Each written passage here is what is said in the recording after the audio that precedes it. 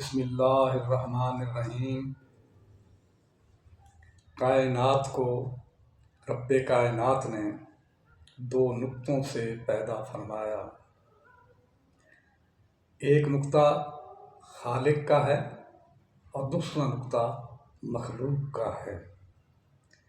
نقطہ خالق کا اظہار رب کائنات نے کون و مکان کو پیدا کرنے سے پہلے،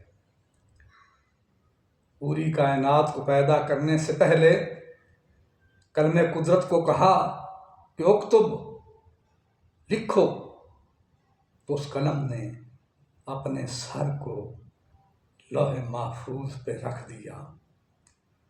جب اس قلم نے اپنے سر کو لوح محفوظ پہ رکھا تو فَوَضَعَ مِنْهُ نُقْطَةُ النُّورِ، اس میں سے ایک نقطہ نور پیدا ہوگا۔